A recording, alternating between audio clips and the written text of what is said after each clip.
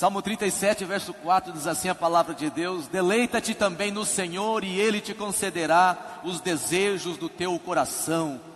Amém, igreja? Quero pregar nesta noite uma mensagem com o tema: deseje estar na vontade de Deus. Nossa, dá um verbo, hein? Olhe para quem está do seu lado e diga: deseje estar na vontade de Deus. Amém, glória a Deus. Se o meu som estiver alto aí, ó, fica atento aí para poder baixar. Deseje estar na vontade de Deus. O que é estar na vontade de Deus, amado? Em primeiro lugar, é você desejar algo que não vai contra os princípios da palavra. Em primeiro lugar. Segundo, é você desejar algo dentro da coerência da graça que há em Cristo. Terceiro, é você, é claro, entender que você como filho tem o direito de pedir alguma coisa para o nosso Pai Celestial. Amém, igreja? É importante termos desejos, sonhos, aspirações em relação à nossa vida em todos os aspectos. Aspectos profissional. Se você é um profissional e acha que já está bom, amado, não está bom não. Tem gente se preparando e mais na frente será melhor do que você. Se você é um bom mecânico numa oficina hoje, você pode ter certeza, tem alguém fazendo um outro curso para mais na frente ser melhor do que você. É assim ou não é? Quando eu trabalhei no Bamerindos, em Cuiabá, há muito tempo, era digitador ali. À tarde saía do trabalho e já ia direto para o seminário. E eu tinha uma velocidade de 14 mil toques por hora. Era muito boa. Era uma velocidade muito boa. Mas tinha 3 lá melhor do que eu. E eu ficava pensando, como que aquele camarada consegue dar 16 mil toques por hora? Não entendia isso. Eu era bom, mas tinha 3 melhor do que eu ali dentro do banco. Precisamos ter desejo, como já disse, amado. Precisamos, podemos ter. Eu acredito que Deus quer, Deus deseja que tenhamos desejos em nossas vidas. Desejo, como já disse, profissional, casamento para quem é solteiro. Para quem já é casado, é normal que desejemos filhos. Na vida cultural, é muito normal você ver hoje no Brasil, amado, pessoas com desejo de morar em Nova York, de morar em Tóquio, de conhecer o Egito, de conhecer Jerusalém. Pessoas fervorosamente falando sobre o seu desejo de conhecer o Vaticano. Para quem não sabe, o Vaticano era composto de 11 quadras. É o país chamado Vaticano. Outros desejam conhecer o que, amado? Eu, pelo menos, gostaria de conhecer o Canal do Panamá. Alguns conhecem só por foto, né? Pois é, eu também, só por foto. O Canal do Panamá liga o Atlântico ao Pacífico. Lá pelo Panamá. Conhecer o Eurotúnel. Quem conhece o Eurotúnel aqui, pelo menos de nome? Só de nome. Liga a França e a Inglaterra por debaixo da terra. Fantástico. Conhecer as 7 maravilhas do mundo moderno, né? Pelo menos quem já fez 2º grau deve ter lido sobre isso aí. E quem não fez também deve ter lido. Mas se eu pudesse hoje, se ainda existisse, eu gostaria de conhecer um detalhe: a Arca de Noé. E ver aquelas repartições ali dentro, milimétricas, que Noé foi fazendo. Também gostaria de conhecer, sabe o que, amado? A Torre de Babel. Aquela torre monstruosa, inacabada, Manda tijolo, mandava massa. Manda massa, mandava água. Manda tijolo, e subiu uma ferramenta e a torre parou.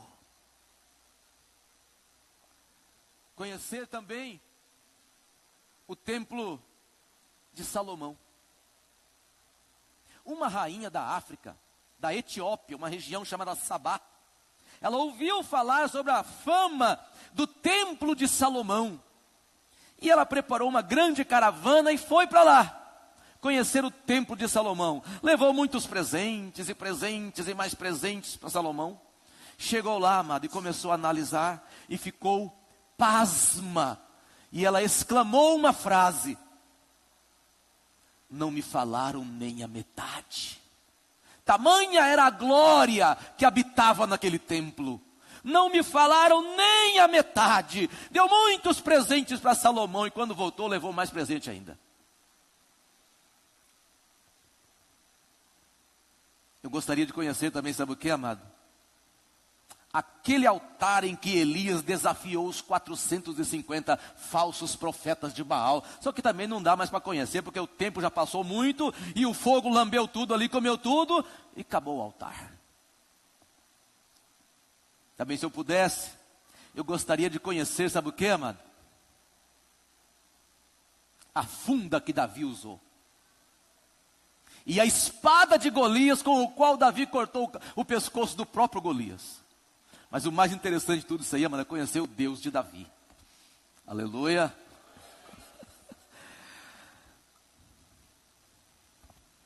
Também, se eu pudesse, eu gostaria de conhecer e que você conhecesse comigo a baleia que engoliu Jonas por desobediência. Crente desobediente, amado, não serve nem para ser comida de peixe. Vale menos com a minhoca. Aleluia. Forte essa?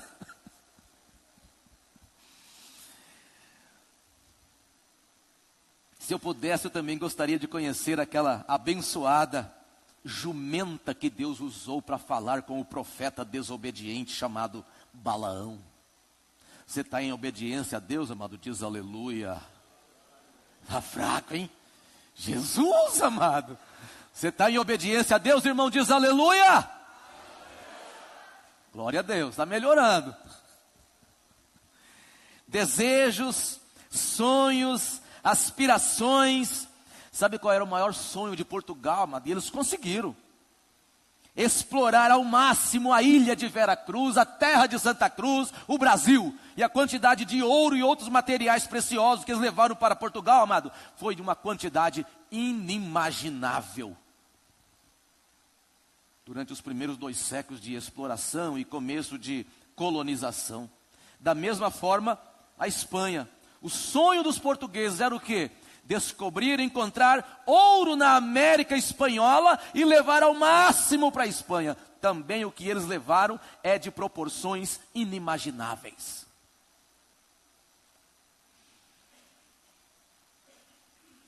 O sonho de Hitler, Mussolini, Hirohito, era conquistar o planeta. Olha só que coisa ridícula. O que eles causaram? A Segunda Guerra Mundial. O sonho de Thomas Edison era de fabricar um aparelho, até então pouco falado nesse termo elétrico, né?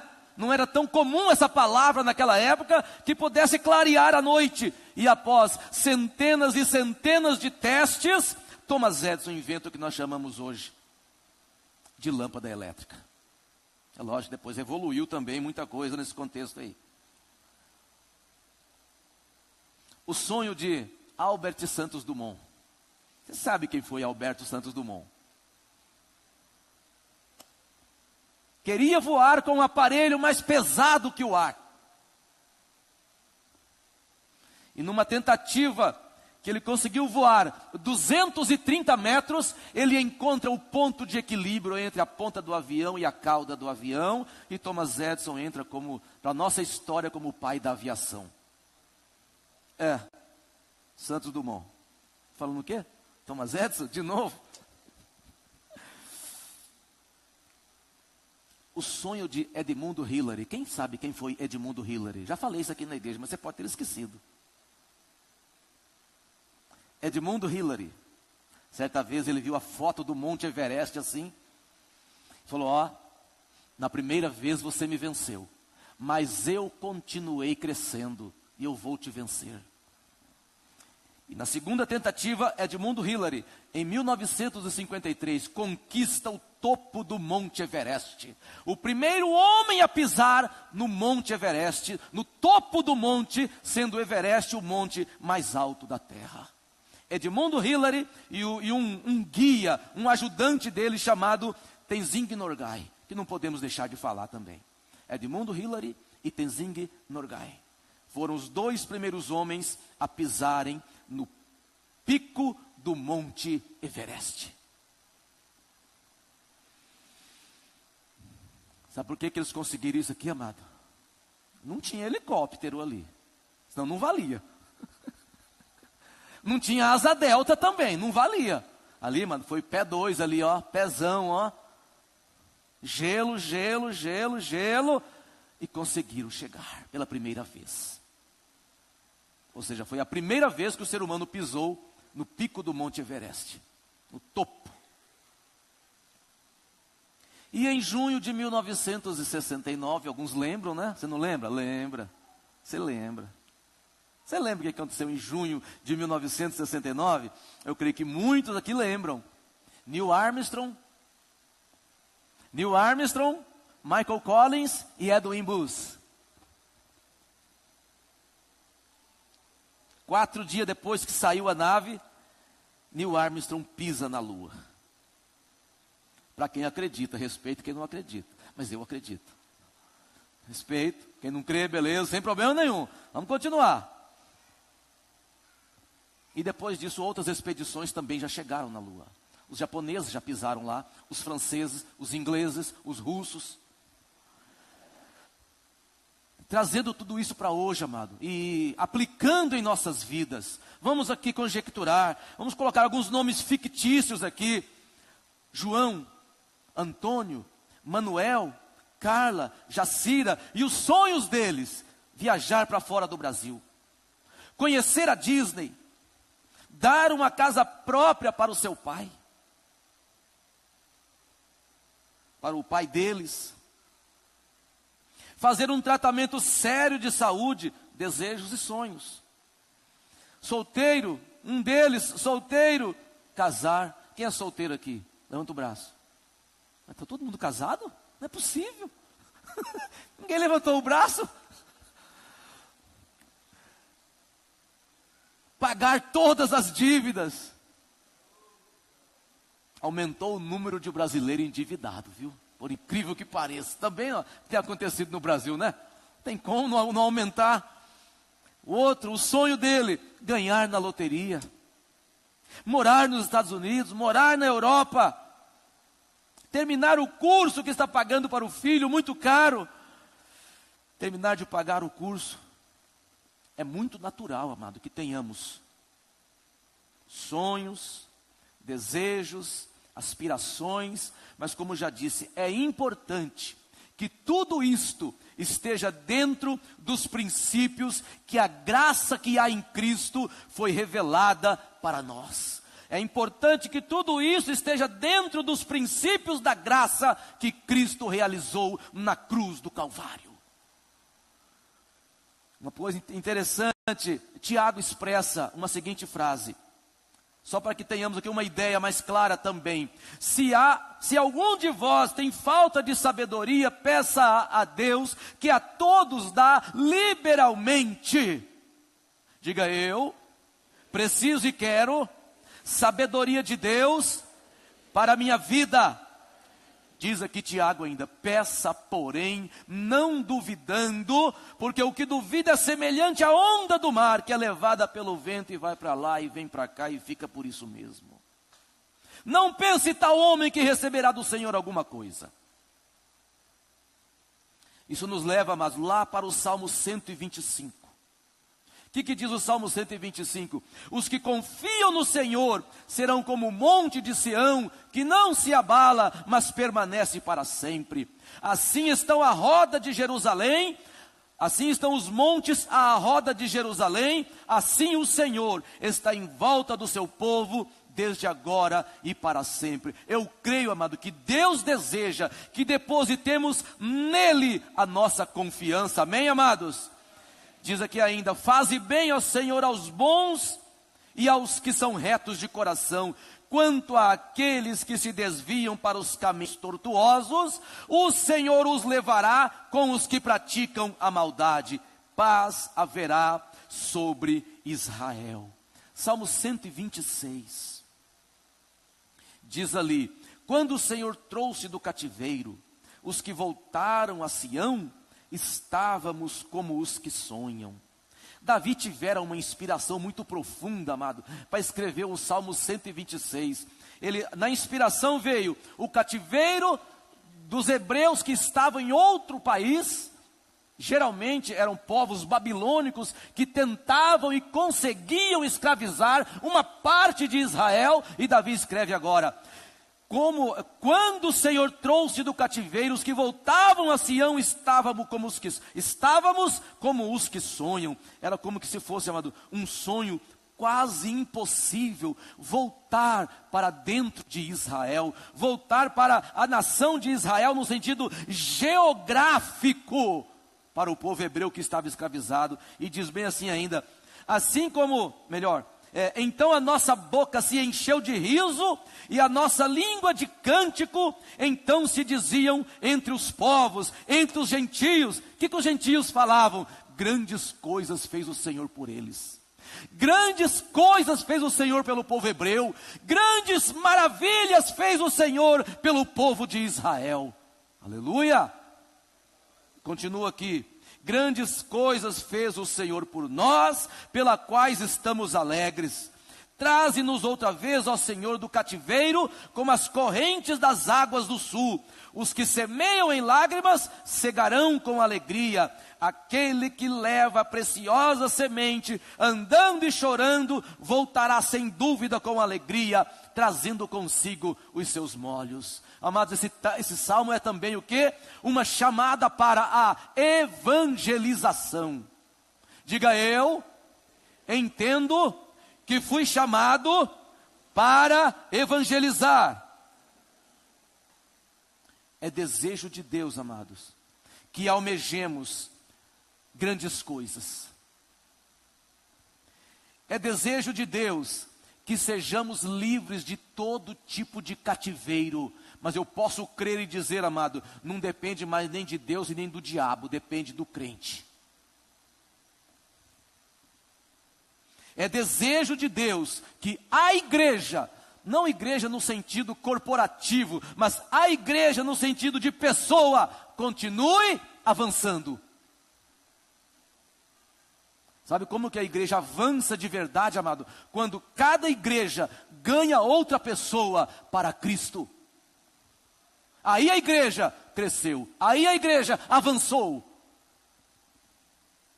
Diga: eu preciso ter desejos que agradem o coração de Deus. Promessas para o povo hebreu, fatos que aconteceram, e nós precisamos saber, relembrar, analisar e considerar. Considerar o quê? Que o Deus dos hebreus é aquele que pode mudar as situações. Por exemplo, ele encontra saída onde ninguém encontra. Por exemplo, ele tira a água da pedra. Aleluia. Por exemplo, ele faz chover carne do céu. Por exemplo, faz uma coluna de nuvem de dia para gerar sombra, faz uma coluna de fogo à noite para aquecer o povo dele. Por exemplo, faz uma jumenta falar. Esse é o Deus dos hebreus. É o seu Deus? Aleluia. Se não é ainda, pare e pense. Você precisa saber, relembrar, considerar que o Deus dos hebreus faz uma jumenta falar. Tiago escreve o seguinte, apóstolo Tiago: cobiçais e nada tendes, matais e sois invejosos e nada podeis alcançar, combateis e guerreais e nada tendes porque não pedis. Agora Tiago escreve: pedis e não recebeis, porque pedis mal para o gastardes em vossos deleites. Deleites aqui não é no sentido de um prazer natural, mas aquilo que vai contra os princípios da palavra. Pedis e não recebeis, porque pedis mal para gastar segundo os vossos deleites, segundo a vossa visão errada.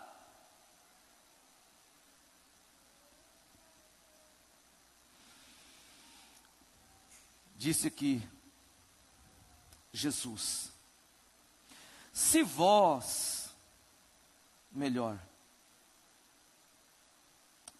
e eu vos digo, pedi, pedi e será dado a vós, buscai e achareis, batei e será aberto a vós, porque qualquer que pede recebe, quem busca acha, e a quem bate se abrirá. E qual o pai de família dentre vós que, se o filho lhe pedir um pão, dará uma pedra? Jesus pergunta. Ou também, se lhe pedir um peixe, o pai dará uma serpente? Ou se lhe pedir um ovo, o pai lhe dará um escorpião? Se vós, sendo maus, sabeis dar boas dádivas aos vossos filhos, quanto mais o Pai Celestial dará o Espírito Santo àqueles que lhe o pedirem. Dará o enchimento do Espírito, dará um revestimento de poder. Revestimento de poder, igreja, para quê? Para dar show de língua estranha na igreja? Para imitar dons espirituais na igreja? Não. Revestimento de poder para que a igreja continue avançando, para que a igreja continue conquistando, para que a igreja continue agindo como sal da terra e luz do mundo. O profeta Miqueias escreveu aqui a vontade de Deus. Dentro de um outro contexto, eu quero trazer para aplicar hoje em nossas vidas. Miqueias capítulo 6, verso 8, diz bem assim: Ele te declarou, ó homem, o que é bom. E o que é que o Senhor pede de ti, senão que pratiques a justiça, ames a benignidade, ou seja, seja do bem, seja reto, seja do bem, e andes humildemente com o teu Deus. Igreja, memorize uma coisa que eu vou dizer aqui agora. Deus nos chamou para uma vida diferente. Deus nos chamou para vivermos como luz e como sal da terra. Naquela época, bem antes de Jesus aí, pelo menos dentro da Bíblia, naquele trecho ali em que temos os profetas menores, Deus fala e Joel escreve. Assim diz o Senhor: convertei-vos a mim de todo o vosso coração. O que é conversão a Deus, amado? É uma mudança de mente. Estava indo para lá, passo a vir para cá. Mudança de direção no contexto espiritual. Mudança de direção no sentido prático e de testemunho. Convertei-vos a mim de todo o vosso coração com jejuns, com choro e com pranto, e rasgai o vosso coração, e as vossas vestes, e convertei-vos ao Senhor vosso Deus, porque Ele é misericordioso, compassivo, tardio em irar-se, e não tem prazer em ver os filhos dele no pecado. Que a Bíblia tem um termo, e se arrepende do mal. É um termo que não é legal, porque Deus não se arrepende. Deus é perfeito. Deus se arrependesse, Deus não seria Deus. Então o termo que não soa bem na nossa cultura. Quando diz se arrepende do mal, está dizendo que Deus não tem prazer em nos ver prostrados no pecado, sendo filhos dele. É esse contexto desse termo, não se arrepende do mal. Quem sabe, o próprio Deus se voltará e deixará após si uma bênção. Então, amados, nós vemos que de Gênesis a Apocalipse, Deus é aquele que se revela que tem um desejo de saber que os filhos dele continuam avançando, continuam prosperando. Joel, capítulo 2, verso 27, tem algo interessantíssimo aqui, que eu não posso deixar de falar. E sabereis que eu estou no meio de Israel, e que eu, o Senhor vosso Deus, e que eu sou o Senhor vosso Deus, e não há outro, e o meu povo nunca mais será envergonhado. E há de ser que, depois, derramarei o meu espírito sobre toda a carne, vossos filhos e vossas filhas profetizarão, vossos velhos terão sonhos, e os jovens terão visões. E também sobre os servos e servas daqueles dias, derramarei o meu espírito. Quem já é salvo, é bom, eu quero uma questão doutrinária aqui, amado. Quem já é salvo por Jesus, é muito certo que você entenda, você já tem o Espírito de Deus. Pentecoste é um revestimento de poder, é um poder duplo para que a igreja continue avançando.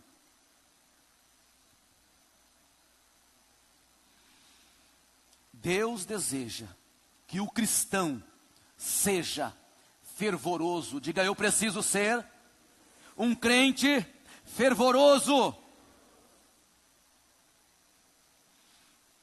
O desejo do apóstolo Paulo em relação a Israel. O desejo de Paulo em relação a Israel. Irmãos, o bom desejo do meu coração e a oração por Deus, a Deus por Israel, é para a sua salvação. Os hebreus, amados, acreditavam em um só Deus. Tinham uma fé monoteísta, tá certo.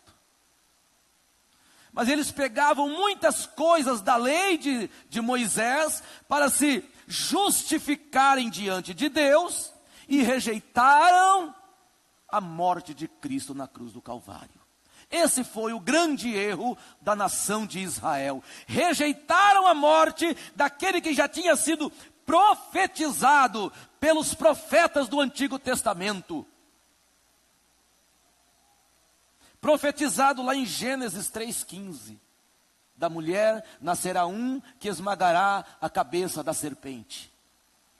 Rejeitaram aquele que no livro de Salmos fala sobre a vinda dele. Aquele lá que Isaías 53 falava sobre a vinda dele, sobre o sofrimento dele e sobre a morte dele também em Israel. O povo de Israel sabiam dessas profecias, mas rejeitaram o Salvador.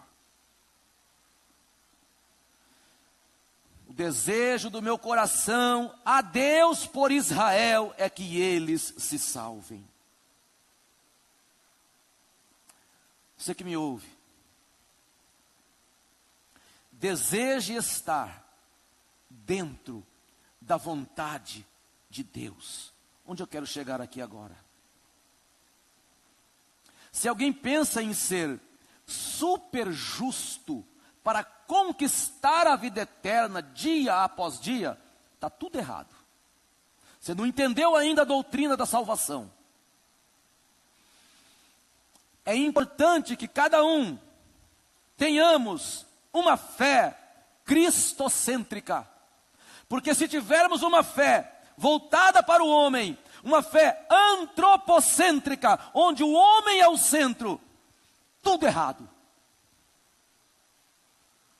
Se através da minha justiça eu tentar conquistar a vida eterna, eu estarei desprezando o sacrifício de Cristo na cruz do Calvário. Às vezes, por que eu falo isso com tanta ênfase, amado? Primeiro que quem não conhece ainda o novo nascimento tem que ouvir dessa maneira. Mas há cristãos na igreja, já com tempo de crente, que ainda não entenderam a mensagem da cruz. E eu já conversei com inúmeras pessoas agora nos últimos dias.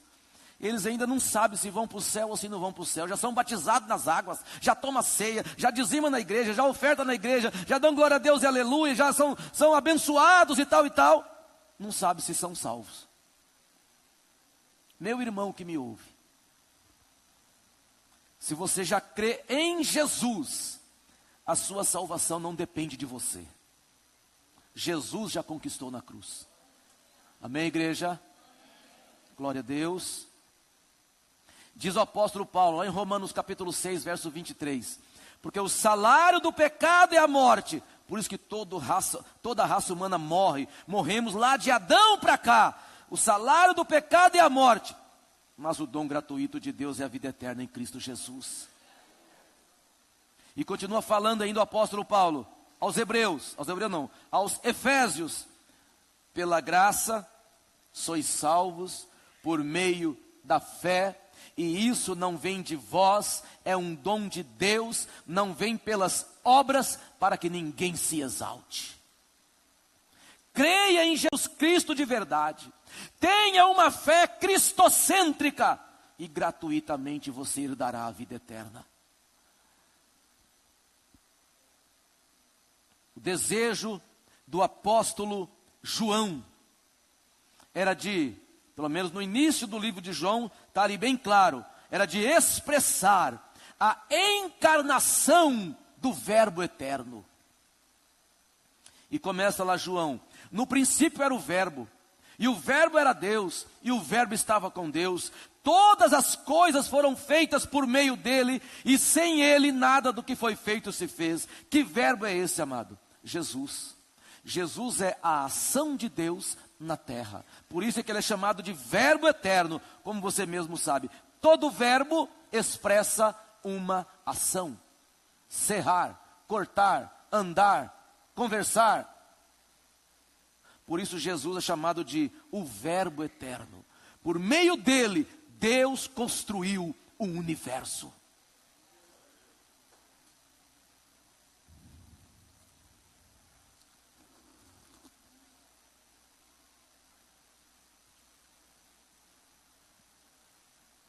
E esse Verbo eterno, no Evangelho de João, é revelado de algumas maneiras que quero aqui resumidamente explicar à igreja. Esse Verbo eterno se revelou dizendo: eu sou o pão da vida, quem de mim se alimenta, por mim viverá. Se revelou dizendo: eu sou a luz do mundo, quem me segue não andará em trevas, terá a luz da vida. Ele mesmo se revela mais uma vez aqui no Evangelho de João dizendo: eu sou o bom pastor, e as ovelhas ouvem a minha voz. Eu sou o bom pastor, eu sou a porta das ovelhas, eu sou a ressurreição e a vida. Quem crê em mim, ainda que morra fisicamente, espiritualmente viverá para sempre. Eu sou a ressurreição e a vida. Quem crê em mim, ainda que esteja morto, viverá.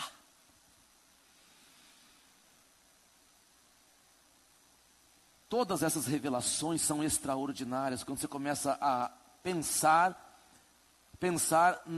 na explicação e na aplicação delas hoje. Mas quero finalizar aqui com uma outra. Disse Jesus: eu sou o caminho, eu sou a verdade e eu sou a vida. Quero trazer aqui um pequeno detalhe histórico à igreja. O acesso ao tabernáculo, que era pelo átrio, era conhecido pelos judeus como caminho. O acesso ao lugar santo, que era conhecido pelos judeus como verdade. O acesso ao santo dos santos, pelo véu, era conhecido pelos judeus como vida. Aí Jesus se revela aos judeus: eu sou o caminho, eu sou a verdade, eu sou a vida. Trazendo isso aqui para a nossa cultura hoje: eu sou o caminho que te levará a um porto seguro. Eu sou a verdade que, se você crer, jamais será envergonhado. Eu sou a vida que, se você crer, encontrará a vida de Deus, encontrará a Zoe, que não é apenas uma existência eterna, é uma vida específica, genuína, que só Deus tem. Eu sou a vida, eu sou a Zoe, eu sou a vida de Deus revelada ao homem, para que o homem finito herde o infinito, para que o mortal herde a imortalidade, para que o homem terreno herde os céus. Eu sou a vida, eu sou o caminho, eu sou a verdade, eu sou a vida. Convido você, prezado ouvinte, igreja, feche seus olhos, oremos ao Senhor nosso Deus.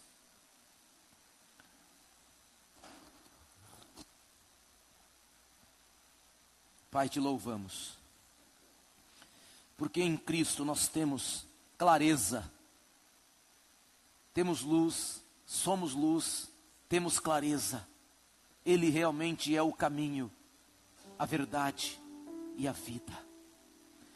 Que o teu Espírito, Senhor, haja em muitos, e que ambos entendam as revelações do próprio Cristo. Eu sou o caminho, eu sou a verdade, eu sou a vida. Quero saber se há alguém nessa noite que já ouviu por aí muitas vezes o Evangelho, mas você nunca decidiu, ou se decidiu, depois caiu no mundão de novo. É com você que eu estou falando. Você quer hoje começar uma vida nova? É simples: receba Jesus de verdade, com honestidade, com sinceridade, com clareza. Receba Jesus, e o Jesus, que é o caminho, que é a verdade, que é a vida, mudará a sua vida. Há alguém nessa noite? Levanta o seu braço como um sinal. Como pastor, eu te dou essa oportunidade, porque eu sei o que eu estou fazendo. Eu conheço o Jesus que transforma o mais vil pecador, o mais perdido dos homens. Jesus transformou o apóstolo Paulo, que era um assassino de crente, transformou ele num crente, depois num evangelista, depois num pastor, depois num apóstolo. Esse Jesus que transformou Saulo de Tarso no apóstolo Paulo, pode transformar a sua vida também, prezado ouvinte. Você que está desviado, aproveite agora e faça um concerto com Deus. Você que nunca seguiu a Jesus, mas está dizendo: chega de mundão, chega, eu quero uma coisa diferente. Jesus, só Jesus pode mudar a sua vida, e mais ninguém. Tem mais. Igreja não muda você, mas o Jesus da igreja muda você. Há alguém nessa noite? Levanta o teu braço como um sinal.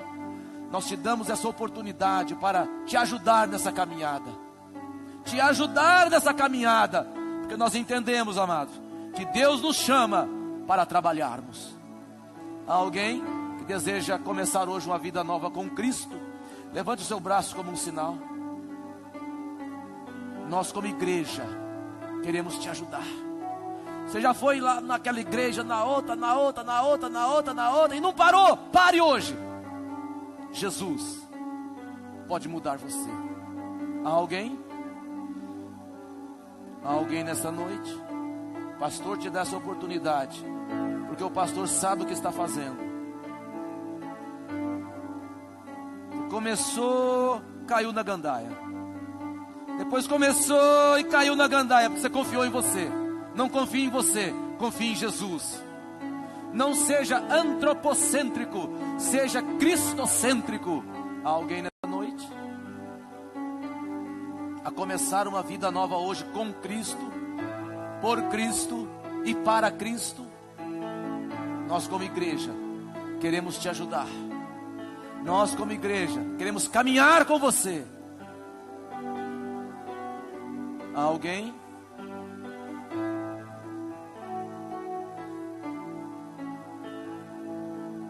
Não havendo, vamos ficar de pé, igreja, amém? Vamos orar ao Senhor.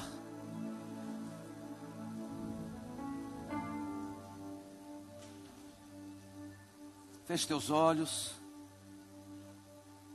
Pai, te louvamos, porque essas vidas pararam para ouvirem a tua palavra, para serem edificados, para te adorarem juntamente conosco. Te louvamos pela tua presença em nossas vidas, pelo que o Senhor já fez, está fazendo e continuará a fazer em nós e através de nós para outras pessoas. Despede, Pai amado, esse grupo de irmãos agora em paz para os lares. E declaramos que teremos mais uma semana de vitória. Em nome do Pai, do Filho e do Espírito Santo. Amém, igreja? Amém. Saúde o seu irmão com a paz do Senhor. Por enquanto, estamos encerrados.